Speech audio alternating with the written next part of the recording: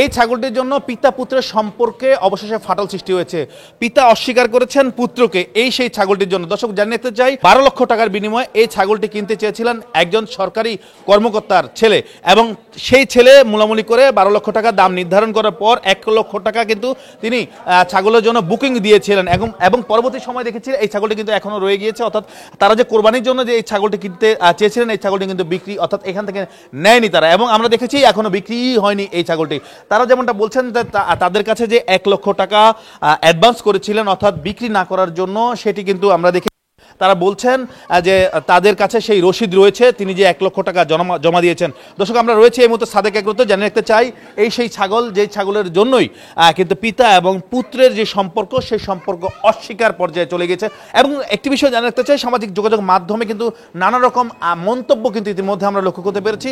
সরকারি কর্মকর্তার ছেলে কিভাবে একটি ছাগলের মূল্য 12 লক্ষ টাকা দিয়ে তিনি কিনেন এবং এই টাকার আসলে উৎস কি, কিভাবে আসলো এই টাকা, তা নিয়ে কিন্তু নানা রকম প্রশ্ন রয়েছে সামাজিক যোগাযোগ মাধ্যমে।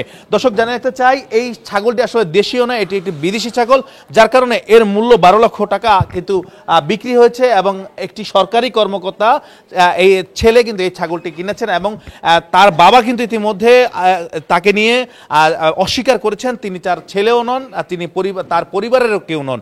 এ নিয়ে কিন্তু সামাজিক যোগাযোগ মাধ্যমে নানা রকম তোলপাড় সৃষ্টি হচ্ছে, বিভিন্ন রকম মতবাদ সৃষ্টি হচ্ছে বিভিন্ন পর্যায়ে বিভিন্ন শ্রেণী পেশা মানুষের।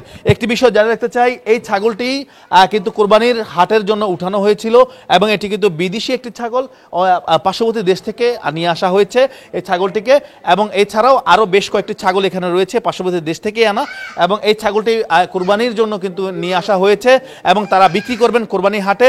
এই নিয়ে কিন্তু আমরা দেখেছি সাদেক এগ্রোতে নানা, এছাড়াও কিন্তু বিভিন্ন রকমের ছাগল, এছাড়া দুম্বা রয়েছে, এবং এই ছাগলটির মূল্যই কিন্তু 12 লক্ষ টাকা নির্ধারণ করা হয়েছে, এবং মূলামূলি করে সেটি আমরা দেখেছি যে পরবর্তীতে এই ছাগলটি কিন্তু কিনেননি।